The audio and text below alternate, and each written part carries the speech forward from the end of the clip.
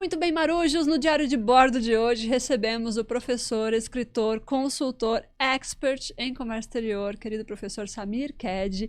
Foi um papo super rico em que ele falou bastante sobre, não só sobre a carreira dele, que ele é da área de economia, economista formado, né? Mestre na área de economia, faz análises sobre a economia brasileira, mas principalmente a verdade sobre os incoterms, que muita gente acha que sabe, não sabe, muitas curiosidades, muitas polêmicas de incoterms e de carta de crédito. Então, por favor, assista até o final, porque se você é da área de Comex, você precisa assistir esse podcast. Fala, Marujo e Maruja! Muito bem-vindos a bordo de mais um episódio do nosso querido podcast, o podcast do canal Tecnologia Portuária. E agora eu quero falar com você, nosso querido seguidor, amado, que nos acompanha aqui neste canal. Muito obrigada pelo seu carinho, muito obrigada por cada comentário. Cada vez que vocês comentam, isso ajuda muito para o algoritmo do YouTube entender que o conteúdo é legal, o conteúdo é relevante e mostra para mais pessoas. Então, muito obrigada. Ó, coração para você. E também quero agradecer quem ajuda tudo isso se sustentar, né? Porque infelizmente o YouTube não remunera o suficiente. Precisamos contar com a ajuda aí dos nossos queridos patrocinadores. Então, muito obrigada, galera da T2S. Foi a nossa primeira patrocinadora que acreditou nesse projeto e investe para que nós consigamos ter este estúdio, consigamos ter edição, consigamos ter uma qualidade de vídeo para vocês. T2S, software para o setor portuário. Mais de 85% dos contêineres movimentados passam por algum sistema que eles ajudaram a desenvolver. E eles também desenvolveram o Data Recintos, que entrou agora no nosso podcast. O Data Recintos é uma solução para o recinto alfandegado que precisa mandar informações para a Receita Federal, para que ele cumpra as regras da Receita Federal e não corra o risco de ser desalfandegado. Já pensou? A dor de cabeça? E também precisamos agradecer a nossa querida Logcomex, maravilhosa, que está crescendo cada vez mais e apoia este projeto. Logcomex é inteligência de dados para comércio exterior, Big Data, análise de mercado, conte com a Logcomex, beleza? Gente, no papo de hoje, eu confesso que eu estou até um pouco nervosa, professor, porque eu estou recebendo aqui uma autoridade na área de comércio exterior, nosso querido professor, escritor de vários livros que uso em aula, inclusive, com os meus alunos, e consultor de comércio exterior e logística, professor Samir Ked. Muito obrigado pela sua presença, seja bem-vindo a bordo. Obrigado a você, Ellen, pelo convite. É um grande prazer para mim, grande prazer estar a bordo. Ai, que legal. Gente, não é uma fofura? Eu não vou resistir. O senhor é muito fofo. Muito obrigado pela sua presença. Professor, eu queria que o senhor começasse contando para os nossos seguidores, né, para quem nos acompanha, um pouquinho de quem é o Samir Ked, como começou a sua jornada? Sempre, já começou na área de comércio exterior ou começou em que área? Porque o senhor também é economista, né? Sou. Como que começou a sua carreira lá no início, quando era menino? Bom, na realidade o comércio exterior veio muito depois, não é? Iniciando os trabalhos. Eu comecei a trabalhar aos 10 anos de idade. Uau! Né? Afinal, quando você vem de família pobre, pai de salário mínimo, não tem jeito. Eu entrei no comércio exterior apenas aos 25 anos, em março de 1972, ou seja, quase 25 anos, né? Então, foi assim que, por uma coincidência, não que eu tenha escolhido, quer dizer, acabei escolhendo quase que por acaso, né? E aí estamos nisso daí já, em março eu vou fazer 53 anos de comércio exterior, né, no geral, e depois mais tarde eu fui para a sala de aula, comecei a escrever e tudo mais, né? Mas entrei meio tarde, né? Todo mundo entra antes no comércio exterior do que os 25 anos. Senão teria muito mais pelo normal. Mas o importante não é o tempo, é o resultado que o senhor trouxe para o comércio exterior, né? É inegável a sua contribuição. E aí o senhor começou com 10 anos de idade. O que o senhor fazia? Qual era o trabalho na época? Catar lata para vender, né? Trabalhar no posto de gasolina, na farmácia, fazer alguma coisa para ajudar os pais, né? Quando você tem 5, né? São em 5 irmãos e você é o mais velho, isso é uma tristeza ser o irmão mais velho, né? Tem por que esse cuidar de todo prisma, mundo. né? Exatamente, né? Então, você tem que fazer alguma coisa, né? Então, qualquer coisa que dava dinheiro tinha que fazer. Aqui vai ali, quer dizer, e com o tempo melhorando, né? Tentando estudar. Com isso eu entrei na faculdade só aos 28 anos de idade, né? Quer dizer, quando todo mundo já fez até doutorado. Então, vida difícil, complicada, né? Mas a gente foi galgando aí posições, fazendo a vida aí ser a nosso favor. Sim, que legal. E aí na faculdade o senhor entrou aos 28? Qual foi a faculdade? De economia. Economia. Porque eu já trabalhava em comércio exterior desde 72. Então, não compensava fazer comércio exterior, né? Então, eu achei que economia seria a melhor coisa. E é a melhor coisa, porque hoje eu misturo a economia com comércio exterior, com administração, que, afinal de contas, o comércio exterior é economia, é administração, né? Então, sim, em sala de aula eu falo de economia, falo de tudo, né? Quer dizer, misturando, claro, referente aos assuntos, né? E também, quer dizer, mais tarde, quando eu fiz o lato sensu e stricto sensu, foi a administração, né? Então, comércio exterior, economia e administração estão ligadas. Então, eu faço as minhas aulas, tudo isso misturado. Totalmente. Né? Inclusive, algumas previsões econômicas que se cumprem, né? Ah, sim. É verdade, verdade. Eu conheço um pouco a economia brasileira, acho que melhor do que muita gente. E muita coisa que eu escrevi há 10, 15, 20 anos atrás aconteceram. E muitas coisas vão acontecendo e vão acontecer, né? Então, precisa ter bom senso. Quando você conhece um pouco, você é do ramo, quando você tem bom senso, né? Não fique usando ideologia para fazer análises, ou seja, analisar cruamente. Então, eu tenho dezenas de acertos, né? Muitos acertos mesmo ao longo do tempo, né? Sim. Então, mas nada é por acaso, né? Um amigo até disse, pô, você é Nostradamus? Vai, para com isso. Eu não sou adivinho, eu sou um estudioso, né? Então, eu estudo as coisas para dizer o que vai acontecer. Eu sempre digo, Ellen, que qualquer pessoa pode dizer o que vai acontecer daqui a 1 ano, 2, 5, 10, 20 anos. Então, não é que eu tenha essa capacidade de fazer, qualquer um pode fazer. Eu sempre digo o seguinte, você conhece o passado, conhece o presente e é estudioso, você diz o futuro e não vai errar, não tem como errar. Tendo bom senso, claro. Sim, fazendo uma análise. Então é isso, crítica, então né? Eu tenho acertos demais, né? Com certeza. E com certeza eu vou ter muitos acertos ainda por essa lógica, né? Sim. E para acompanhar esses suas publicações, tem bastante no LinkedIn e no seu blog, não é isso?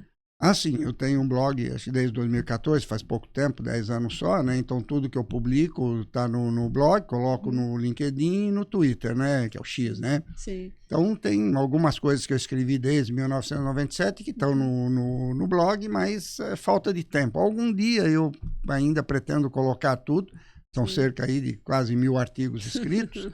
Algum dia eu quero colocar tudo, mas por enquanto, pelo menos desde 2014 para cá, tudo que eu já fiz estão nesses 3. Bom, os meus alunos já sabem onde estão, porque eu sempre coloco os links dos seus artigos na referência do meu material, né? Muito obrigado. Nas aulas, principalmente nas aulas de Incoterm, nas aulas relacionadas à economia, a questão do livro de transporte também, logística, né? Também. A maioria eu não sei se todos, mas a maioria dos seus livros é publicado pela Aduaneiras, é isso? Todos são publicados pela Aduaneiras, né? Então, primeiro agradeço aí você usar, né? Bastante gente usa, eles são livros didáticos, né? Muito. Então, o primeiro livro que eu escrevi, que está fora de linha, que eu escrevi em 97 e segunda edição em 2000 com um sócio, saiu de linha, porque eu comecei a escrever sozinho e hoje ele é substituído pelo Transporte, Unitização de Seguros Internacionais, que saiu, acho que em abril, a 9ª edição, né? Então, todos eles são da Aduaneiras, os 5 atuais e mais aquele, um apenas que não é da Aduaneiras, é de uma outra editora, e que eu escrevi, acho que há uns 15 anos atrás aí, com um professor da coordenador, pediu um capítulo, né? Então tem vários professores, né? Então é o único que não é da Aduaneiras, né? Legal. Os outros 6 são todos da Aduaneiras, né? Bacana. Quantos livros no total já? Bom, no total são 6 livros, né? Um escrito com sócio, mais esses 5 atuais, esse de um capítulo, e posso considerar aí, não meu exatamente, mas os Incoterms 2000, eu fui o tradutor oficial para o Brasil, né, aprovado pela ICC Brasil e Paris, e a revisão do Incoterms 2010, né, que, como eu participei também, é como se fosse um capítulo de livro. Então, posso dizer que tenho envolvido em 9 livros até hoje. Aí, sensacional. E mais do que isso, porque sempre tem atualizações, né? Eu tenho o ABC do Comex, a capinha verde água, né? Mas já tem várias outras. A última é roxa, eu acho, cinza. O último saiu agora há alguns meses, acho que em agosto, está na 8ª edição. O Transporte está na 9ª edição, o Logística Internacional está na 7ª. Aquele conta-gotas, que é economia, comércio exterior, né, transporte e logística, está em 3ª edição. E agora, em janeiro, sai a 4ª edição do documento no comércio exterior, a carta de crédito e a publicação 600 da ICC. Legal. Então, a moça, acabei de ler agora, que a Aduaneiras, que em janeiro sai como 2025. Legal. Então, vamos lá. terceira, quarta, sétima, oitava e nona edição entre todos eles. Sim. O ABC do Comex, para quem está começando na área, é um dos mais recomendados, né? Porque ele é um livro pequeno, objetivo, didático, sem floreios, Exato. explica o básico que quem está Exato, começando e teve uma precisa boa aprender. razão para escrevê-lo, né? Então é o meu único livro não técnico, né? Uhum. E justamente eu escrevi esse livro para tentar solucionar um problema que nós tínhamos no Brasil, e eu acho que eu consegui, né? Por quê? Porque na graduação, quando eu dava aula na graduação, né, quando eu era mais bobinho, né, tá? Em 2005 eu descobri que não tinha como dar aula em graduação. E aí estava no Mackenzie e tinha dado na Unibero, na Unip e tudo mais, é no 4º ano que você dá transportes seguros. E naquela época, talvez seja assim hoje ainda, não sei, não dou mais aula na graduação há 20 anos, você tinha de 90% a 95% dos alunos que não trabalhavam. Ele não trabalhava e nessa hora você já não consegue mais estágio. Então, esse era um problema muito sério. Por quê? Porque não estão nem aí com você. É ficar vendo o celular, é sair da sala de aula, é virar para trás, é ficar de costas para você. Eu disse, puta, pessoal, para prestar atenção, professor, esse não é muito meu negócio, tá? Porque nós temos um problema muito sério, né? Você entra na faculdade aos 17, 18 anos. Não é idade para entrar em faculdade. Na minha opinião, a idade para você entrar em faculdade é aos 30 anos. Quando você já viveu e sabe o que quer. Mas isso é impossível. Tem que ser aos 17, 18 anos. E aí você não sabe o que é que você vai estudar. Você olha e ementa daquilo, você não tem a menor ideia. Nada chama atenção. Exatamente. Então atrair. A pessoa fica atraída. Pô, o cara é trader, ele viaja, conhece o mundo, né, tá? E eu ficava pensando, pô, isso não tem como funcionar. Você não pode ter alunos que não prestam atenção e que perdem 4 anos e não vão trabalhar naquela área. Aí um dia, acho que em começo de 2002, coordenador do Mackenzie, você não quer dar aula, em 2001, você não quer dar aula de sistemática, existe sistemática, aquilo, eu disse não. Eu não gosto dessas coisas. Eu disse, você não quer dar aula de introdução ao comércio exterior? Eu falei, opa, tá aí o que eu precisava. Deixa eu ver a ementa, né? Tu me mostrou a ementa, achei ruim. Quando ele saiu, amassei e joguei no lixo. Criei a minha própria ementa, porque na faculdade é assim, né? Você cria a sua ementa, né? Aí eu pensei, pô, eu acho que tá aí a solução. Eu preciso fazer um livro que você dê, em tese, claro, por cima, 4 anos em meio ano. Aí eu pensei, pô, vou colocar num livro praticamente tudo que você possa ter na faculdade e a pessoa no primeiro semestre, ela já olha e vê aquilo ali. Por exemplo, você conhece o livro, você sabe, por exemplo, classificação de mercadorias. Eu não ensino a classificar mercadorias, mas eu digo o que é o NCM, o que é isso, né, e toda o que é a LAU, o que é aquilo, tá? E aí você dá uma ideia. E o que acontece? Quando chega a matéria, o professor que vai dar aquilo já pega você já tendo aquele princípio. Exato. E aí eu pensei, pô, e no primeiro semestre o cara já olha para você e diz, é isso que eu vou ter? Não quero. Você muda de faculdade, vai procurar outra. Sim. Ah, é isso daqui. Então, no primeiro semestre você já sabe o que vai ter mais ou menos em 4 anos. Olha, foi surpreendente, porque ele se tornou o meu livro mais vendido, né? Então, usado por todo mundo, quer dizer, foi... Não que eu achava que era uma surpresa, né?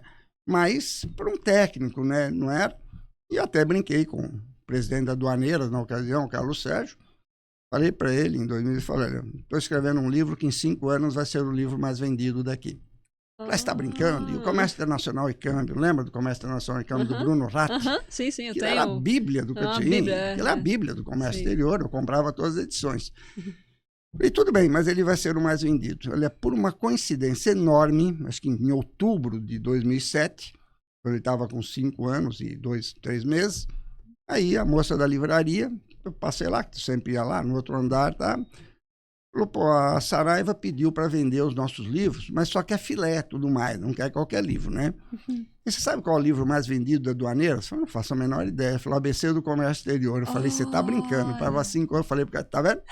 Eu te falei que em 5 anos ele seria o livro mais vendido da Aduaneiras. Então, porque é um livro que, como eu disse, quer dizer, ele dá para você no primeiro semestre a ideia do que é aquilo. Você vai ou você para. Você não faz 4 anos sem saber o que é.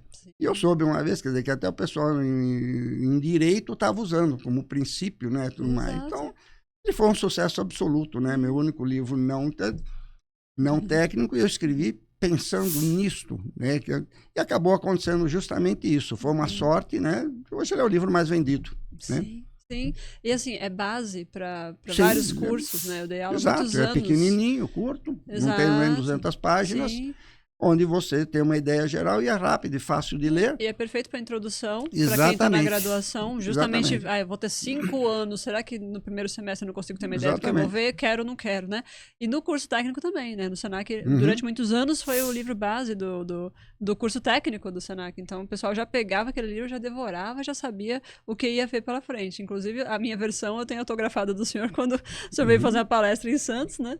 E aí, eu não sei se você vai lembrar dessa ocasião, o senhor conversou com até um elogio aqui, um agradecimento, né? Porque a gente não conseguiu viabilizar a sua palestra na época no Senac, mas o senhor ia dar uma palestra na universidade que era em frente. E aí o senhor falou, você não quer que eu converse com o coordenador, ver se ele pode permitir que seus alunos atravessem a rua para assistir minha palestra? E eu super aceitei, o senhor conversou, ele aceitou, e a gente atravessou a rua e foi assistir sua palestra. E foi incrível, porque alunos estavam com o livro na mão, a gente chegou a tirar foto, e é uma lembrança, assim, muito carinho, porque a gente foi acolhido, a palestra obviamente foi um show, tinha gente sentada até no chão, nos corredores ali, e foi significativa, né, porque o senhor falou bastante do panorama econômico no geral, né? Foi muito legal, os alunos Que eu lembram uso até muito hoje. economia, né, junto, porque é comércio exterior economia, né, Exato. você tem que dizer o que são as coisas, não é só ficar fixo, né, no técnico, né. Sim, sim, Então, perfeito. e acabou Perfeito. realmente sendo um sucesso, é o livro de entrada, perdeu todos os concorrentes, porque tinha vários, hoje não tem nenhum livro que você tenha de entrada assim que concorra com o ABC. Sim, né? sim. Quer dizer, acabou até eliminando concorrentes. Concorrente. Então, realmente não foi uma surpresa para mim, porque eu achava que isso ia acontecer, que eu disse, cara, estou escrevendo um livro que em 5 anos vai ser mais vendido. Ele riu, não, e o Bruno Ratti, né? Então, quer dizer, foi uma surpresa do ponto de vista de que ele foi sucesso, mas eu esperava que fosse, né? Então, eu fui muito feliz de escrevê-lo, né? Quer dizer, ainda bem que fui eu que escrevi, né? Sempre penso nisso daí, falo, poxa, é um livro de entrada, todo mundo usa, Sim. ainda bem que é meu. Exato, exatamente. Né? Que bom que sou eu, né? E é legal porque eu compartilho dessa sua visão como professora, que eu nunca imaginei que fosse me tornar e me tornei, a minha paixão, porque eu sempre faço no início do curso, às vezes, na verdade, na primeira aula, uma imersão nesse monte de termos técnicos. Fala, gente, o que vocês vão ver no curso é isso aqui, ó. BL, Packlist, Invoice e todas as montes de siglas, né? Não todas, mas siglas, termos técnicos, para que a pessoa nas primeiras aulas já olhe e fale, calma, que você vai entender tudo isso aqui, mas é esse o cardápio, né? É isso que você vai digerir ao longo do curso. Quer? Vamos, não quer? Aproveita agora pra você não, né, descobrir que não quer daqui a 6 anos, 6 meses, 1 ano, né? Porque eu acho que é muito importante isso. Senão você acaba arrastando uma dor, né? E a pessoa chega lá no 4º, 5º semestre e tá frustrada, né? Esperando alguma coisa que ela não vai ver, vendo coisa que ela não queria ver, e não se interessando pela aula, que é o que desmotiva o professor, né? Quando o aluno se distrai, quando o aluno prefere fazer outra coisa do que prestar atenção na aula. Dava dó, né? Ver os alunos sempre no 4º ano. Porque a gente sabe a qualidade do que a gente está passando. Exato. Fiquei 10 anos dando aula, quer dizer, na graduação e no 4º ano. Dá dó você ver as pessoas perderem 4 anos da sua vida. 90% a 95% não trabalhavam na área, já não conseguem mais estágio. Quer dizer, fizeram uma faculdade à toa, né? Isso aí me incomodava. Quando ele me falou da introdução, eu falei, puta, é isso que eu preciso. Que semestre dá? No primeiro. Perfeito, né? Perfeito. Aí eu escrevi o livro, dediquei àquela primeira turma, quer dizer, fui escrevendo uma apostila no primeiro semestre. No segundo semestre, a Aduaneiras correu com isso, no segundo semestre já foi com o próprio livro. Ai, que legal. Então, foi assim, quer dizer, uma sorte, né, que ele tenha me oferecido isso e que eu tenha pensado em escrever o livro. Isso foi em qual universidade? Mackenzie. No Mackenzie. Mackenzie. E o senhor é de São Paulo, a vida inteira de São Paulo? Não.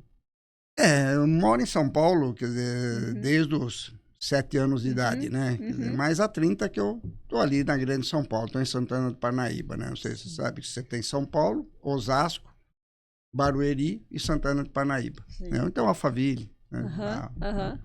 Então, estou ali há 30 anos, mas todos meus irmãos, minha mãe, família, estão em São Paulo, estou sempre em São Paulo, né? Tá? Essa ocasião que a gente conseguiu a palestra, consegui conversar com o senhor nem imaginava que eu existia, né? Porque eu só acompanhava dos livros e do blog, dos sites. E aí eu lembro que eu estava na aula da pós-graduação, numa pós, né? Em Santos, acho que foi na Unimonte, inclusive. Unimonte. E aí eu vi o senhor passando no corredor, assim. Não era da minha turma, o senhor tava passando pelo corredor. Aí eu virei pros colegas e falei, é o Samir Ked? Aí o pessoal, Eu falei, ele dá aula aqui! E eu não tinha tido aula com o senhor por alguma coincidência, naquela turma não foi aquela matéria. E aí eu saí correndo, atravessando as cadeiras, assim, pra abordar o senhor no corredor. Eu lembro bem disso. Lembra? Eu tenho essa foto até hoje. Lembro, sim. Na cara de pau, né? Fui entrar em contato como se fosse uma tiete de celebridade. Não tem cara de pau coisa nenhuma. Eu sou um cara comum como qualquer outro, não tem nenhuma diferença, né? As pessoas às vezes valorizam demais, né? Sabe que é uma coisa que eu nem compreendo muito, né? Quando olha, pô, é o Samir só, né? Sim, sei lá. É um profissional como você, né? Eu sou, como eu sempre digo, sou um aprendiz de feiticeiro tentando fazer uma feitiçaria aceitável, né? Eu não sou melhor do que ninguém, né? Mas eu até estranho um pouco quando as pessoas realmente supervalorizam, né? Sim. Nossa, te bota num pedestal. Não precisa disso. Não. Né? Concordo. Não tem necessidade nenhuma, somos todos iguais. Eu até digo para os alunos e tudo mais, certamente, nessa matéria que nós vamos dar, eu dou de 10-0 em você. Mas, claro, que no que você faz, você dá 10-0 em mim. Cada um na sua especialidade. Na sua especialização, né? Exato. Cada um sabe o que é. Quer dizer, você vai ser meu aluno, você trabalha numa determinada coisa que eu não tenho a menor ideia do que é. Então, ninguém é melhor do que ninguém. Sim. Cada um tem a sua área, sabe? Ensina aquilo, né? Então, eu acho que valorizam até demais, né? Eu não consigo nem compreender muito isso. Mas eu sempre digo, tem uma coisa que é impressionante que você nota. Você tem livro ou não? Ainda não. Só capítulo de livro. Ótimo, escreva um livro. Quando você tem um livro, é incrível, você vira Deus. Não é, entre aspas, né? Sim. Mas é impressionante a valorização. Quando o Paulo Mendonça escreveu o primeiro livro, é incrível como você vira, né, o super-herói, né? Porque você tem um livro, né? Sim. Quer dizer, é impressionante, né? Você nota isso, tá? Não sei, eu nunca compreendi muito isso daí. Por quê? Né? Eu, talvez, tentando olhar por um lado antropológico, né? As pessoas precisam de referências, né? Então, talvez olhando, né? Olha, a qualidade desse livro, quem é que escreveu, né? E aí tem aquela pessoa como referência, né? A gente acaba virando referência para alguém, né? Para alguns alunos. Exato, né? A gente tá entrando na área. Com 53 anos de comércio exterior, com 29 em sala de aula, né? 96 com quase 30 anos de livro, né? Então você acaba virando uma referência, né? Porque por um daqueles acasos, né? Quer dizer, não que você procura, né? Mas acabei sendo um livro no comércio exterior. Acho que o cara que mais tem livros, o cara que mais escreve artigos, né? Aquelas coisas assim. Porque ninguém escreve, né? Ninguém quer escrever muito, né? Então eu me lembro que uma vez, acho que um repórter do Sindasp, se não me engano, escreve um artigo sobre chamando as pessoas para escrever, né? Eu escrevi, mas não aconteceu nada. Falei para os amigos, você escrever? Não vou ficar perdendo tempo escrevendo, passando informações. Mas como assim? Tem que passar informações. Aquilo que você sabe, você tem que passar para frente, não pode reter para você. Nós temos que melhorar o comércio exterior brasileiro. E não é se escondendo, não é não escrevendo. Sim. E aí você vê, quer dizer, um cara que escrevia bastante, que eu gostava, era o Lourenço, né? Da Fiorti. Então, o Lourenço é fantástico, né? Eu escrevia, eu olhava, ele estava ali também, né? Mas depois ele faleceu, né? Tudo mais. Mas as pessoas não escrevem muito, né? Aí você acaba virando referência para o cara que mais escreve, que mais tem livro e tudo mais. Mas eu acho que todo mundo deveria passar as informações que tem. Não tem que reter. Nós temos que melhorar o comércio exterior. Concordo. E não pensar em concorrência, né? Exato. Não tem concorrência. Pensar em complementariedade. Se você é bom, você não tem concorrente. Você passa informações, tem lugar para todo mundo. Concordo. Mas, enfim, não é assim que as pessoas encaram, né? Eu acho isso muito chato. Sim. O senhor falou de escrever e também participou da tradução dos queridos maravilhosos Incoterms, né? Que eu sempre falo nas aulas que são o coração do comércio exterior, né? Se falhar, corre, né? Eu digo em aula que o Incoterms, né? Os Incoterms são um instrumento mais importante do mundo em comércio exterior. Eu não vejo nada mais importante do que ele, porque é o princípio de tudo. Você não tem comércio exterior, aliás, não tem nem comércio interno se você não fizer uma compra e venda. Você comprou, vendeu, você tem que definir um ponto de entrega onde você divide custo e risco. E aí, esse ponto de entrega, você pode escolher o que você quiser. Mas, claro, você tem um instrumento mundial, internacional, que determina que qualquer parte do mundo, todo mundo sabe o que é. Hoje nós temos 11 termos no 2020. Você diz o que é um FOB, por exemplo, qualquer pessoa no mundo, quer dizer, qualquer pessoa que deveria, porque na realidade eu costumo dizer, eles falam em sala de aula, é uma pena isso, mas eu não consigo preencher os dedos das mãos com pessoas que conhecem os incoterms como mando figurino que possam sentar e discutir comigo. Verdade. É chato isso, pô. Sim. É o instrumento mais importante do mundo e ninguém conhece. Sim. Mas, como eu digo, em tese, quer dizer, você fala FOB em qualquer parte do planeta, todo mundo sabe o que é. Então é o princípio de tudo, instrumento mais importante. Eu tive muita sorte, né, de estar no lugar certo, na hora certa. O senhor representou o Brasil na revisão, também, né? depois, né? Então, em setembro de 2010, aí eu falei para esse citação, eu falei, Aduaneiras pode traduzir e publicar o livro? Pô, Samir, você pode, pô, né? Foi legal. Então, a Elisângela e eu fizemos a tradução, a Aduaneiras publicou por 11 anos, e com a tradução que Paris aprovou tudo mais, e aí, por coincidência, daquelas que você não sabe nem por que acontece, em 2007, o presidente da ICC Brasil me manda um e-mail para Paris e me manda a cópia. Estamos nomeando o Samir, nosso representante, na revisão dos Incoterms 2010. Uau! Isso mas nem me perguntou se eu queria ou não, né? E aí, na realidade, éramos em 3. Mas um desistiu logo de cara. E o outro passava para ele e dizia, Samir, eu não tenho tempo, eu viajo, o que você fizer está bem feito. No fim, eu acabei ficando sozinho e fui aí o primeiro brasileiro na história do Brasil a participar da revisão do Incoterms, que o Brasil recebia, né? Sim. E eu participei. Tinha muita coisa, coloquei muita coisa lá minha, né? Muitas ideias. Algumas coisas eu não consegui colocar, né? Mas muitas eu coloquei. Então, 2010 tinha muita coisa minha. Então, traduzir e participar do outro instrumento que eu considero mais importante do mundo, para mim é uma glória, melhor que todos os meus livros juntos, né? Na minha opinião. Eu brinco com os alunos, quem é meu aluno vai lembrar dessa aula. Toda vez que eu dou aula de Incoterms, eu cito o senhor. E eu sempre falo do FOB, que eu falo, gente, até 2000, o entendimento do FOB era quando cruzava a morada do navio, né? Entrega no espaço aéreo do ainda navio. pendurada, balançando, né? Pois é. Aí eu falei pros alunos, gente, eu tenho certeza que foi o professor Samir Ked que foi lá e deu na cara da galera e falou, não, FOB é FOB, quando estiver a bordo. Tem dedo seu nessa atualização? Olha, eu não sei se tem dedo meu, porque sugerir você sugere, né? Sugere, quer dizer, então tem um monte de coisas que eu sugeri, algumas foram aceitas, algumas não.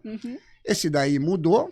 Talvez, né? Mas não porque eu pedi, talvez, né? Mas muita gente deve ter pedido. Quando você tem um comitê, você tem vários países no mundo, que aliás não são muitos que participam, não, são 15, 20 países que participam, não penso que todos participam. Sim. Por isso que eu acho mais glorioso ainda que eu tenha sido nomeado e eu tenha participado.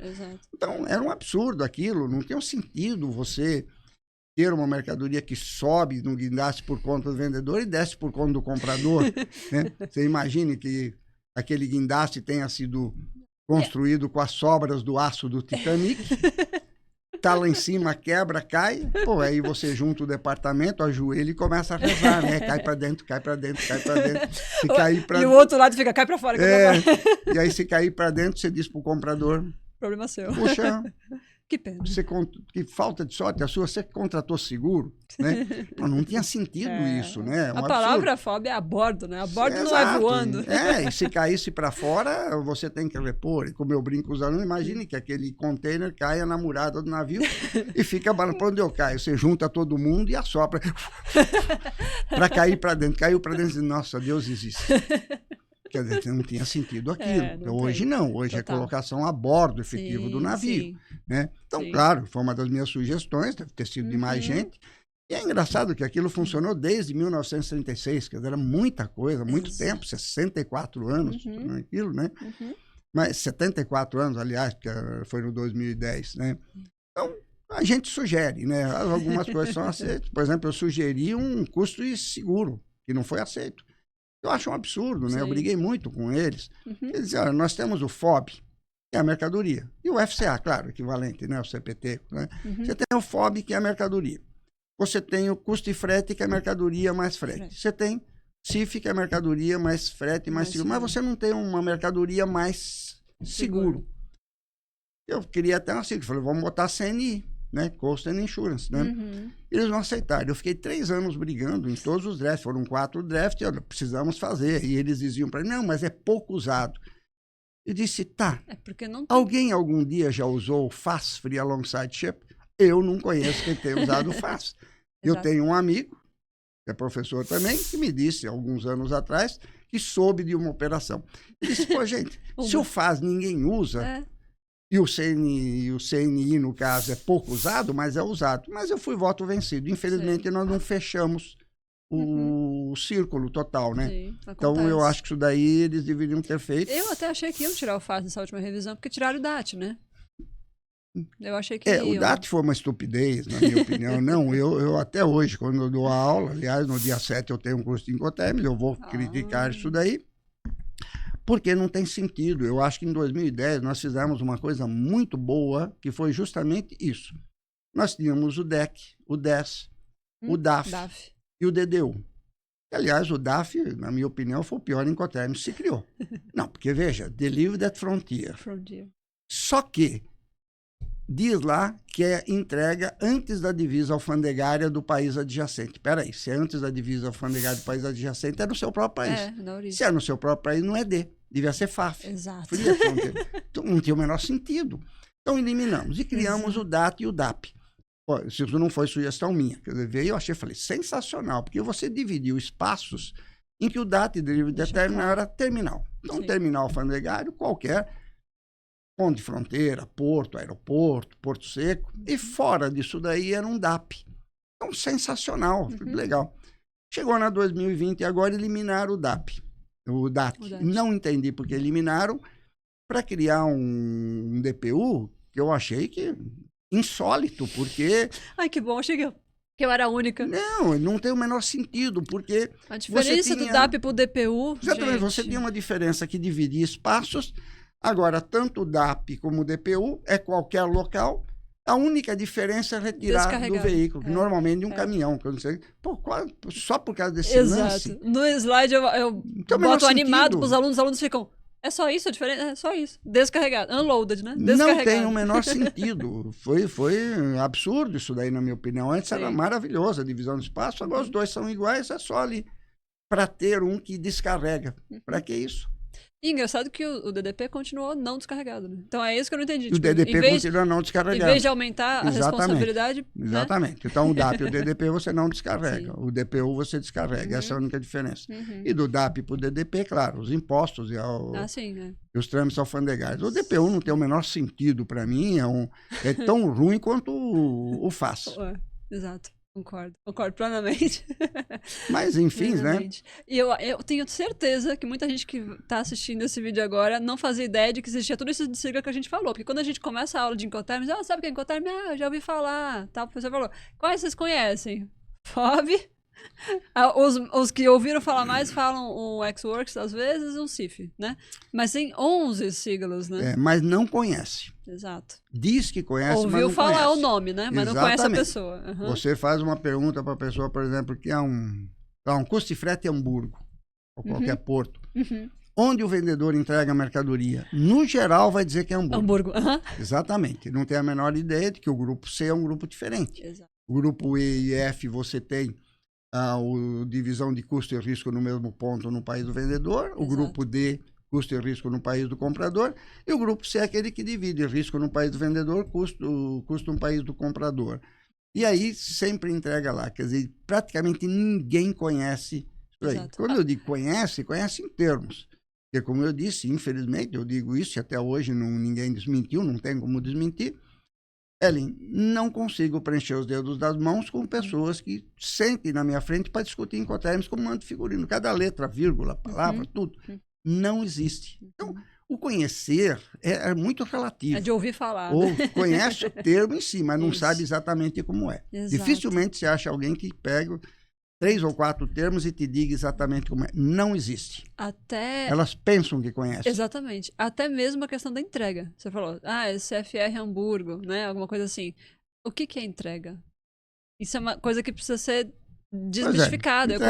O seu artigo que explica, eu coloquei, né? Exatamente. Quando você fala um custo né? e frete Hamburgo, você está assumindo o custo até Hamburgo, mas não o risco. O risco é dentro do navio. Porque o Incoterm define custo e risco, são duas coisas, né? Custo e frete CIF, a entrega é igual ao FOB, é no navio, no porto de embarque. Exato. Lembrando que entrega é transferência de riscos, né? Exatamente. Mas ele paga o frete para chegar até o destino, mas o risco ele já não é responsável desde a origem. O risco é no país do vendedor. Então, se aquele navio afundar, o problema já é do importador. Se você é um custo de frete, colocou no navio no porto, 1 minuto depois fura o pneu do navio e ele afunda, é problema do comprador. Exato. E quantos alunos que eu já vi que trabalham em empresa, aconteceu um acidente e a gente repousa a mercadoria para o comprador. Como assim repousa a mercadoria para o comprador? É dele, não é mais sua. Isso. E aí as pessoas insistem, não, mas é custo de frete Hamburgo, eu tenho que repor Hamburgo, como exemplo, né? Ninguém conhece Incoterms, essa é a verdade.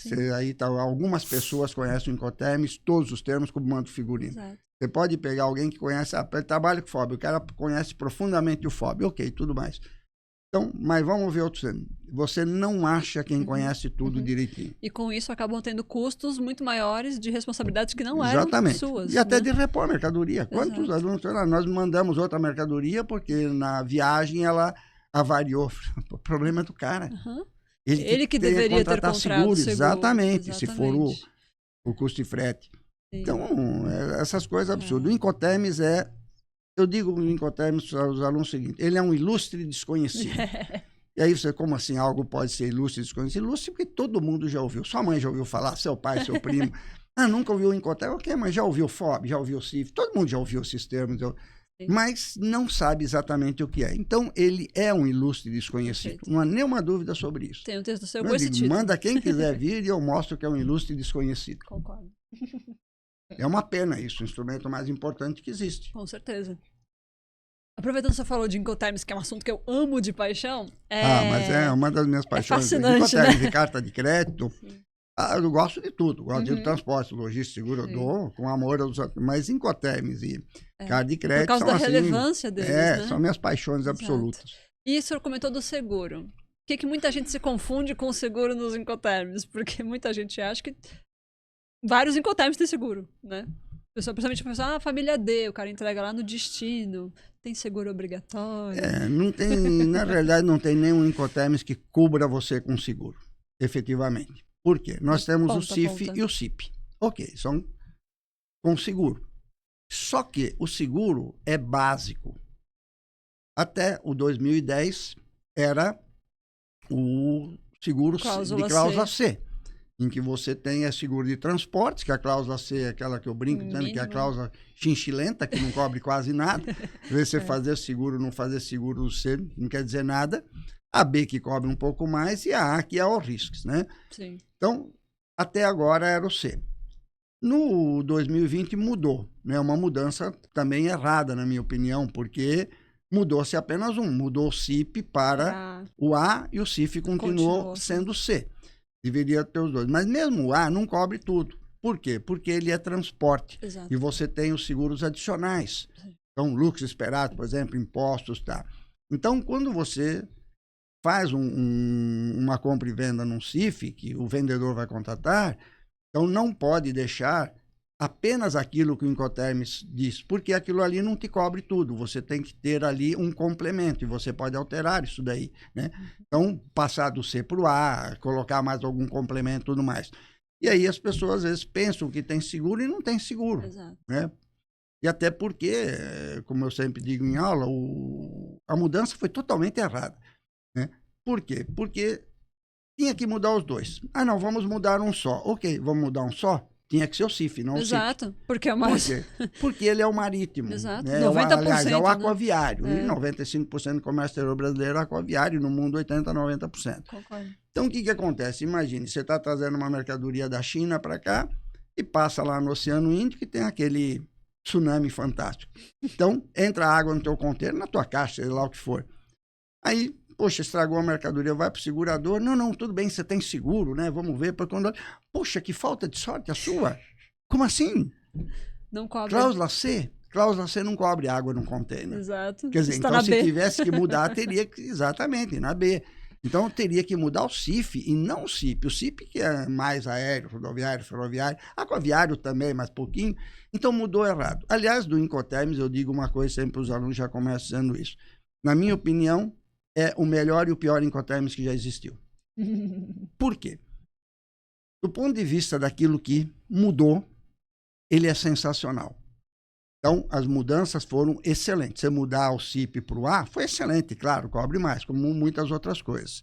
Então, nas mudanças, tudo aquilo que mudou é muito bom, ele é sensacional, e ele é um instrumento perfeito. Eu sempre digo, o Incoterms, ele está estabilizado, ele não dá margem a dúvida. Se você vir duas pessoas discutindo, você não precisa nem saber o que elas estão discutindo. Você já pode cravar, uma delas está errada. Mas normalmente é as duas, né? Porque ele não dá margem a dúvida. Por outro lado, ele ficou falho demais, muito capenga. Por exemplo, o seguro. Mudou um. Por exemplo, você sabe, não vamos entrar em detalhes aqui, que seria uma aula aí muito demorada, mas, por exemplo, o Bill of Lading. O Bill of Lading no FCA, o comprador pode instruir o vendedor a entregá-lo, o armador a entregá-lo para o vendedor. Por quê? Porque numa carta de crédito financiada, o banco quer para ele. Mas não fizeram para o Ex-Works, não fizeram para o FOB, não fizeram para o FAS. Por quê? Também pode ser uma carta de crédito financiada. E muitas coisas assim, que ficou muito capenga. Então, desse ponto de vista, ele é o mais capenga dos Incoterms que eu já vi. Ele é muito ruim nesse sentido. Sim. Mas, naquilo que ele mudou, ele é perfeito e ele em si é perfeito. Só que ele é capenga demais. Ficou muito estranho. Sim, as atualizações ficaram meio... ficou muito estranho. Sem pé O nem que cabeça. foi feito foi excelente, mas foi feito tudo muito pela metade. Sim, concordo. Ficou muito capenga. Concordo, plenamente. Deixa eu ver aqui mais. Dos Incoterms exclusivos do modal do transporte aquaviário, né? Muitos alunos ficam nessa dúvida porque, professora, mas o cliente pediu cotação de frete FOB para embarcar no aeroporto de Guarulhos. Não pode. FOB é exclusivamente aquaviário, né? Marítimo, fluvial, lacustre, né? Não que você não possa utilizar, você pode. Por quê? Porque já existiu o FOB aéreo. Só que, se não me engano, na versão 67 e 76. 67 e 76. Então, até tinha. Então, se você quiser utilizar, nada te impede. Só que você tem que incorporar no contrato de compra e venda, Incoterms 1967, 1970. Ou seja, invoice, o ano dele. Né? Na invoice exatamente, tem que também, incorporação correta. Mas, cara, ninguém mais usa isso. Há 50 anos, ninguém vai usar. Né? E não precisa, tem o FCA que cobre, né? Mas é comum. Então, até 2000 era comum esses erros. Hoje é um pouco melhor isso.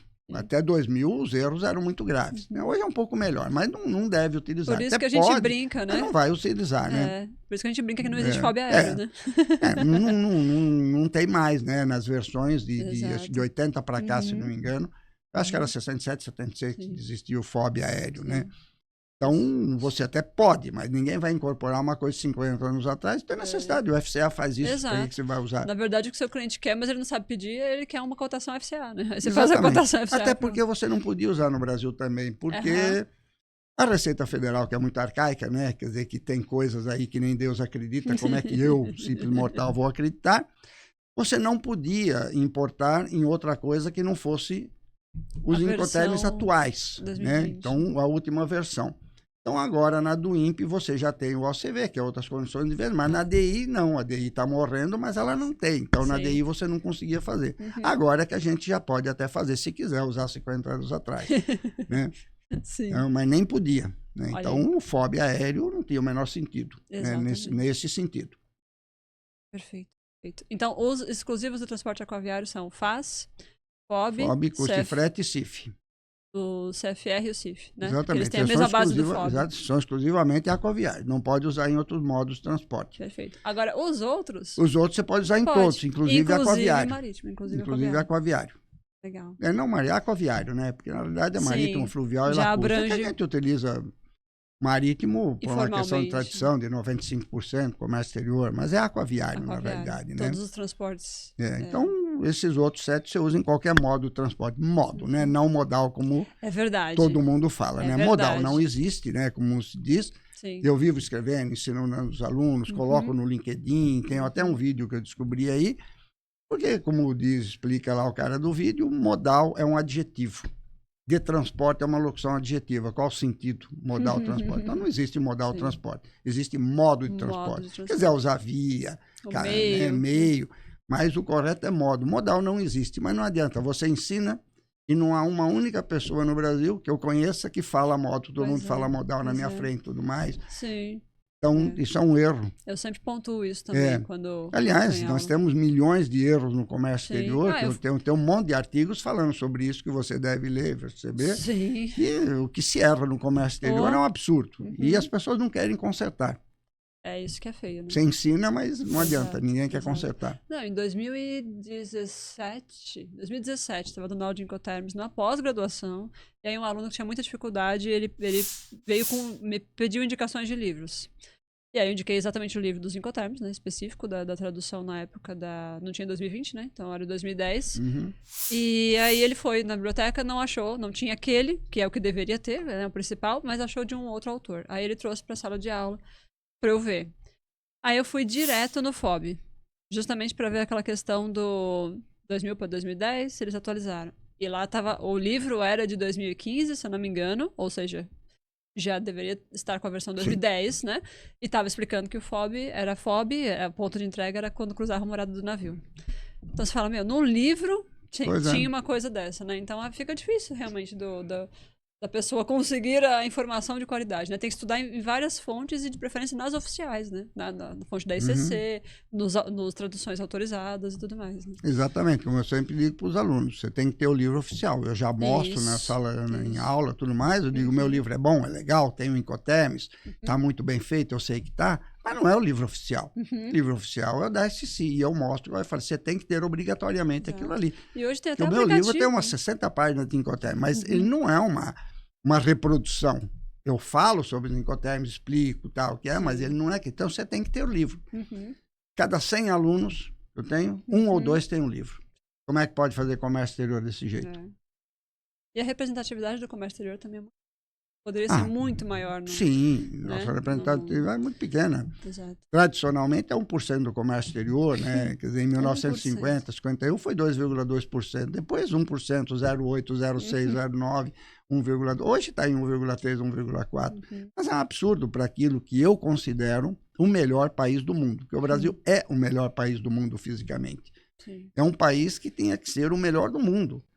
Nós temos um subsolo fantástico, minério, nós temos 12% da água doce do planeta sob nossos pés, maior território agricultável do planeta, uma floresta fantástica, 530 dias de sol por ano, né? Então, 7.500 quilômetros de costa, você tem um país maravilhoso, do ponto de vista físico, ele é o melhor do mundo, é incomparável, e não tem gelo, furacão, terremoto, vulcão. Me mostre um país como o Brasil. Não tem. O Brasil é absolutamente único. Tinha que ser o melhor país do mundo de todos os tempos. E, no entanto, somos o que somos. E piorando a cada dia. E vai ficar muito pior, não tenha nenhuma dúvida disso aí. Tá difícil. A gente trabalha impressionante para tentar botar alguma coisa na cabecinha da galera para melhorar, né? Bom, difícil. A gente falou de Incoterms e tem a outra parte também que o senhor gosta bastante, que é a questão da carta de crédito, né? Adoro a carta de crédito. Qual que é a importância? Porque quem trabalha na área... eu tenho um curso de carta de crédito também, na outra semana. Gente, recomendo, viu? Porque quem trabalha na área odeia a carta de crédito porque ela dá muito trabalho. Vai sair quarta edição em janeiro, nova desse livro. Explica para quem não conhece o que é uma carta de crédito, qual que é a importância dela e por que a gente tem tanta dor de cabeça com carta de crédito. Olha, carta de crédito, da mesma forma que os Incoterms, não tem um interlocutor. Você não tem quem conheça cada item, cada artigo, uma carta de crédito. Carta de crédito é uma forma de pagamento, né? Porque quando você faz uma compra ou venda, você tem diversas formas de pagamento. Por exemplo, pode ser um pagamento antecipado, né? Onde eu vendo para você e você tem que me pagar antecipadamente, senão não produzo do embarque. Você fica na minha mão. Você fica o tempo todo ajoelhada rezando, tomara aquele embarque, tomara aquele embarque. Pois é. Você tem a cobrança, que é o inverso, e a cobrança tem as várias, né? Remessa com saque, sem saque, cobrança limpa, então as várias ali, a prazo e tudo mais, em que o vendedor ele fica na mão do comprador, porque você produz, embarca e manda os documentos para ele, ou direto, ou via banco, de alguma forma, você tem várias formas. E aí fica rezando para que ele te pague, para que ele vá ao banco, retire o documento. Se você enviar direto, que é pior ainda. E aí você tem aquela coisa que fica mais ou menos no meio. Não fica no meio, fica mais ou menos no meio. Já explico muito bem para os alunos. Que é a carta de crédito. É um instrumento bancário. Então, eu vendo para você, ele diz, olha, eu quero uma carta de crédito. Você vai ao seu banco e pede ao banco que pede a abertura de uma carta de crédito. Você pede a abertura, porque o banco faz a emissão de uma carta de crédito para mim. E aí eu vejo se eu posso cumprir aquilo ali.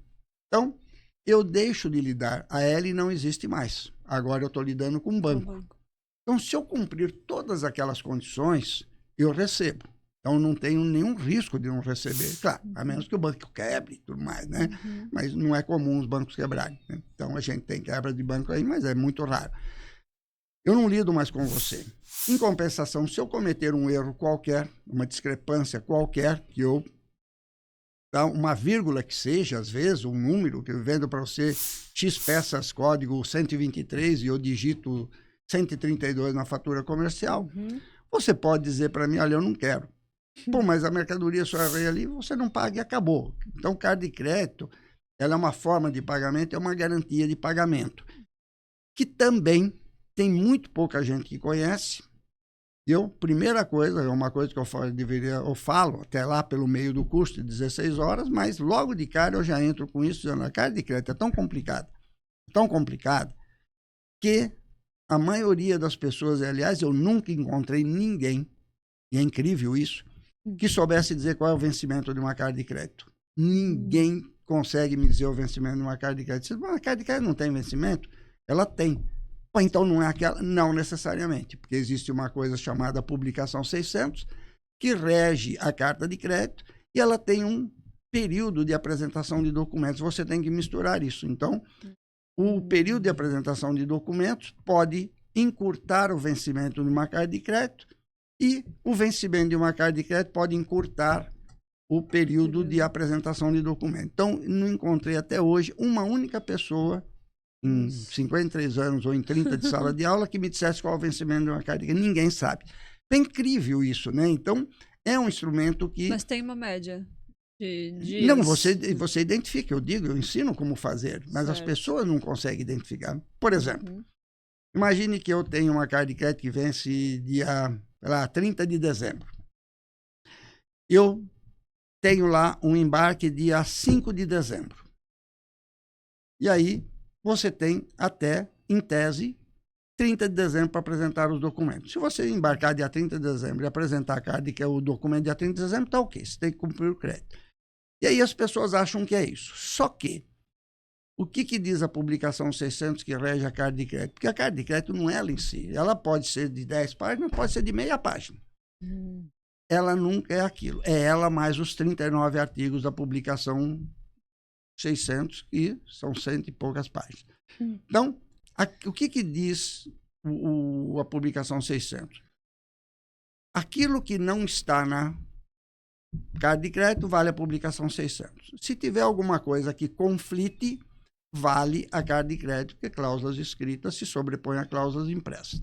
Então, o que diz a carta de crédito? Que você deve ter um prazo para apresentação dos documentos após o embarque. 5 dias, 10 dias, 15 dias, 150 mil dias. É livre. Mas, o que a publicação 600 diz? Que se a carta de crédito não mencionar uma data de um período de apresentação, vale o que está na publicação 600, que é o quê? 21 dias. Nossa. Então, você tem que juntar isso. Por exemplo, se você embarcar no dia 5, a carta de crédito não te dá nenhum período. A publicação 600 diz 21. Então, você só tem até o dia 26. Mas o vencimento 30 não vale. Por quê? Porque você tem a publicação 600 que a rege. A menos que a carta de crédito dê diferente. Ela te fala, sei lá, 100 dias, por exemplo. Ou sei lá, o período que for. Mas se ela não disser nada, vale os 21 dias. Então, você embarcou dia 5, tem que apresentar até dia 26. Dia 27 está vencida, você não recebe mais. O vice-versa é válido. Se você embarcar dia 15... você não tem os 21 dias. Por quê? Porque a carta de crédito vence dia 30. Então, você só tem 15. Então, um limita o outro. Quem é que eu já vi que sabe disso? Nunca encontrei uma única pessoa que soubesse qual é o vencimento de uma carta de crédito. A carta de crédito é um instrumento muito complicado. Os seus artigos são muito complicados. Ele é tão complicado, mas tão complicado, que aí é pior ainda, ela é regida pela publicação 600 e os bancos, em 1999, com dificuldade de entendimento da publicação 600, criaram na SEC a publicação 745E, que interpreta a publicação 600. Nossa. E ela é maior do que a publicação 600. Jura? Juro. Então, quer dizer, é um instrumento dificílimo, é um instrumento muito complicado. E que, às vezes, até pior que os Incoterms. Quer dizer, eu adoro dar aula, são 2 dias de 16 horas, é uma delícia. Né? Então, no dia 11, 12 ou 12 e 13 de dezembro, eu tenho um curso de carta de crédito, são 2 dias. Então, é um instrumento complicadíssimo. Você, para não receber, é muito simples. E eu sempre digo o seguinte, ela não é um instrumento para o importador, como todo mundo pensa, que ela divide as responsabilidades de vender. Não divide, é relativo. Por que é relativo? Porque imagine que você tem um contrato, tá? E aí a carta de crédito vai garantir o pagamento. Imagine que eu produzo uma mercadoria, ou propositalmente por algum erro, não é aquela do contrato. Mas eu descrevo todos os documentos exatamente como a carta de crédito. Eu vou receber. O comprador pode não saber, pode saber que a mercadoria não é aquela, ele não tem como sustar o pagamento, porque a carta de crédito negocia documentos. E não mercadoria. Então, ele vai ser obrigado a me pagar. Claro, eu vou ter um problema depois de quebra de contrato. Mas fora da carta de crédito. A carta de crédito eu recebo. Né? Então, e o inverso é verdadeiro. Eu produzo exatamente aquilo. Perfeito, bonitinho. Mas erro na emissão dos documentos. O cara diz, eu não pago. E não há quem o faça pagar. A carta de crédito é isso. É um instrumento de pagamento onde negocia documentos, mercadoria não tem nenhum valor. Você não pode errar uma vírgula que seja. E o banco é chato na carta de crédito porque ele está entrando ali como garantidor do pagamento, sim, né? Sim. Inclusive, se tiver rasuras, né? Se tiver correções, exatamente. Ele vai cobrar, né? Vai cobrar, sim, sem dúvida vai cobrar, né? Inclusive, então, as informações... o banco vai pagar se tiver tudo direitinho, bonitinho. Exato. Inclusive, as informações que a legislação obriga de ter na invoice, por exemplo. O artigo 557 fala que tem que ter... sim. O banco vai querer conferir se tem mesmo. Sim. Né? Você tem, a legislação é uma coisa, o que deve ter na fatura comercial, se não me engano, é o artigo 557 do regulamento aduaneiro, diz o que a fatura deve ter. Que não tem nada a ver com carta de crédito. Aquilo ali é exigência brasileira. A carta de crédito é um instrumento de pagamento. Claro que a carta de crédito vai dizer para você o que ela quer na fatura, ou ela pode não dizer nada, apenas fatura comercial em original e 4 cópias. Você coloca o que você quiser. Mas, claro, se você tem a legislação que obriga, no Brasil, na importação, que tem aquilo. Na exportação, não. Na exportação vai depender do país importador o que ele quer. Sim. Né? A carta de crédito ela ajuda também o importador a ter uma segurança que o documento vai estar mais certinho, né? Perfeito, perfeito. Gente, uma aula, né? Obrigada, professor. Professor, tem algum momento da sua carreira, tanto de docência ou da carreira somente profissional, que é mais marcante? Alguma recordação ou, de repente, algum perrengue, alguma superação que o senhor passou que é uma lembrança boa de compartilhar, assim, com a gente? Porque são 53 anos de comércio exterior. Não exagera. Vou fazer em março 53. 52 e alguns meses. Quase 53, né? Então, assim, eu diria nada de especial, a não ser, vamos dizer, convites aí, quer dizer, inesperados, às vezes, né? Para aquilo, né? As pessoas dão valor demais, né? Tem alguma palestra em algum evento, ou você ser chamado para uma universidade, como, por exemplo, em 2006, né? Então, o Instituto de Economia da Unicamp resolveu fazer pós-graduação e dia 11, 13 de março a gente começa uma nova turma 2025. Na semana passada eu terminei uma turma 2023, porque o curso dura 2 anos. Então, estou na pós-graduação, né, da especialização da Unicamp desde 2006. E é uma glória você dar uma pós-graduação no Instituto de Economia da Unicamp, né? Sim. Então, quer dizer, um convite desse, você está lá há quase 20 anos, é uma coisa boa, né? Algumas universidades, por exemplo, depois de 10 anos, né? Porque eu voltei a ser chamado pela Unisantos, então, no ano passado eu dei um curso, esse ano aqui eu fiz mais 2 módulos da Unisantos, né? Então, é uma universidade de peso, tudo mais, né? E as universidades, elas têm um problema muito sério na pós-graduação. Eu faço uma crítica a todas elas. Na graduação, você é empregado, você tem lá os seus direitos, tudo mais. Na pós-graduação, você não é professor da faculdade. Você é convidado. Você é professor do coordenador. Isso é um grande problema em qualquer universidade assim. Já perdi várias universidades por isso. Muda o coordenador, o cara não sabe quem é, você chama a equipe dele, né? Então, agora, de novo na Unisantos, tinha mudado, agora voltou o Zanetti, né? Você deve conhecer o Zanetti. Sim, a gente tem episódio com o Zanetti. Exatamente. E aí ele me chamou, eu já dei 3 cursos lá, inclusive, até um inesperado, há 2 ou 3 meses atrás, para uma turma de Direito, né? Em que eu dei o ABC do Comércio Exterior, Incoterms e tudo mais, né? Legal. Então, você tem essas coisas, que você não é professor da universidade, você é professor do coordenador, isso é muito sério. E aí cada um chega com o seu próprio programa. Então, você tem aula num ano, se você fizer o mesmo curso no ano seguinte, é outro professor, outra coisa, né? Então, quer dizer, mas voltar a ser chamado pela Unisantos, é uma coisa muito boa, né? Legal. Quer dizer, a BSSP de Goiânia, que é a universidade que dá aula pelo país todo. Então, essas coisas que deixam aí com muita alegria. Por exemplo, quase são 27 anos de Aduaneiras, que é a maior empresa de cursos do Brasil, maior e melhor, né? Eu sempre digo, inclusive, que a Aduaneiras é a verdadeira faculdade de comércio exterior do Brasil, né?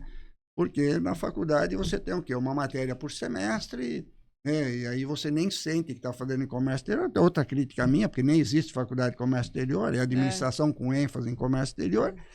E na Aduaneiras, quando você faz uma formação em comércio exterior, você tem lá 14, 15 módulos com professores excelentes, 120, 140 horas, você tem mais comércio exterior do que uma universidade inteira. Sim, com né? certeza.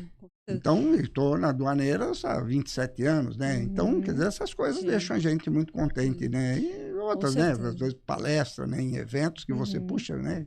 né? A gente se sente honrado de ser chamado. Sim, né? sim. Eu acho que de comércio exterior, faculdade, que eu saiba, aqui na Baixada só tem a Praia Grande, FATEC Praia Grande, que tem o tecnólogo em comércio exterior. Né? Agora você tem o tecnólogo, né? Tem muitas FATECs curto, aí, né? Então você tem um tecnólogo, né? Mas uma universidade, efetivamente, a gente nunca teve de comércio Muita exterior. gente me pergunta da Aduaneiras, e aí eu falo se eu recomendo. Falei, super recomendo. Só que depende de que momento você está da sua maturidade profissional, né? E que curso você vai escolher fazer. Porque só tem professores de altíssimo nível e aulas que geralmente são, por exemplo, eu fiz vários cursos da Aduaneiras, 8 horas de aula. Então, dá para você ir muito cru, né? Porque para você absorver tudo aquilo que você fala em um você dia... tem que ter lá alguma prática. Você então, tem de que ter uma 6, base, 8, 16 horas, 12 horas, que eu tenho vários. Curtos, eu tenho curso de 6 horas, de 8, de 12, de 16 horas. E o legal é que agora depois da pandemia, eles continuaram com os cursos online, né? Os cursos ao vivo, né? Praticamente todos. Eu acho que eu fiz 2 cursos esse ano presencial na Paulista, na Aduaneiras. Sim. Os demais, e esse ano teve muito curso, foi muito bom. Legal. E todos por videoconferência, né? Olha aí, então, que legal. só 2 presenciais. Legal. Se você quer estudar com o professor Samir Ked, tem cursos, né? Quais cursos você tem na Aduaneiras? Olha, eu faço de Incoterms, que é em 8 horas, faço de seguros no comércio exterior e embalagem, que é de 6 horas, legal. faço transporte marítimo internacional de 8 horas, transportes internacionais de 12 horas, carta de crédito de 16, publicação de 16 horas, logística, transporte internacional em 8 horas, fundamentos de comércio exterior em 8 horas, que é dado com o ABC. Eu tenho 8 ou 9 cursos na Aduaneiras, meus. Várias opções para quem estiver em qualquer lugar do Brasil ou do mundo, né? Sim, do mundo. Pode acessar, porque de vez em quando aí já tive aí alunos da Argentina, do Paraguai, da Inglaterra, da Áustria, né, de Moçambique, né? Então, a pessoa agora online, ela é brasileira, tá lá, faz curso, né? Então é legal, qualquer parte do mundo. Perfeito. E daqui a pouco em Marte, com o Elon Musk colonizando Marte, né? Logo, logo. Professor, infelizmente nosso papo chegou ao fim, a nossa ampulheta já denunciou, mas eu não vou deixar o senhor fugir da nossa última pergunta. Quero saber... Eu tenho que saber responder. Tem que saber responder, vai saber. Quero saber quem é Samir Ked de bermuda e chinelo. Onde é que você já me viu de bermuda e chinelo? Eu não vi, ainda não tive essa ocasião. Mas eu uso muito. Normalmente eu não estou de bermuda hoje porque você sabe que eu não me apresento em espécie alguma sem terno e gravata, né? Mas a maioria do tempo eu estou de bermuda, né? De sandália, quando eu saio, porque tem que dirigir de sandália, tá? Sim. Mas uso muito, né? Então é o Samir que faz aí, que está fora de aula, que está fazendo alguma coisa, que está passeando, que está indo... Gosta de passear? Festa, ou é mais caseiro? Então, sou bem caseiro. Tá? É caseiro também? Então, vou à missa, né? Então, vou de bermuda. Então, em casa, eu estou o tempo todo de bermuda, porque eu sou tudo, né? Quer dizer, eu sou meu jardineiro, meu piscineiro, meu encanador de pequenas coisas, meu eletricista de pequenas coisas, meu pintor de pequenas coisas. Em casa faço tudo, Olha eu não só. contrato quase ninguém. 90% dos problemas da minha casa eu próprio resolvo, Que né? legal. E quando eu não resolvo, eu tenho um cunhado que é melhor do que eu nisso daí, 95% a gente resolve, né? E às vezes eu tenho que chamar alguém. Então eu Sim. em casa faço tudo. E nas horas vagas, como eu digo, dou aula, escrevo livros, artigos, né? Então, mas a maioria do tempo eu estou de bermuda, O né? cérebro não Bermuda e para. sandália. O cérebro não para, né, prof? Ah, não, aí ele está funcionando 24 horas e 1 minuto por dia. Não para nunca. Muito bom. Prof, foi uma imensa honra. Muito obrigada. Um ponto marcante aqui dessa minha carreira no podcast trazê-lo, porque realmente é importante compartilhar esse conhecimento com nossos seguidores. Muito obrigada pela sua presença. Obrigado você pela oportunidade, é uma grande honra para mim, até porque, né, a gente já se conhecia, você foi minha aluna, inclusive, né? Certo? Então, foi muito legal. Eu que agradeço a oportunidade aí. Muito obrigada. E se você gostou tanto quanto nós, por favor, curte, né? Deixa um like que ajuda o conteúdo a chegar a mais pessoas. Já foi aluno ou aluna do professor Samir Ked, comenta aqui como são as aulas dele. E compartilha esse link com quem precisa saber a verdade sobre os Incoterms, né? Porque é muito importante espalhar a mensagem dos Incoterms e das cartas de crédito e todos os conteúdos falados aqui nesse episódio, beleza? Muito obrigado, Marujas. Até a próxima.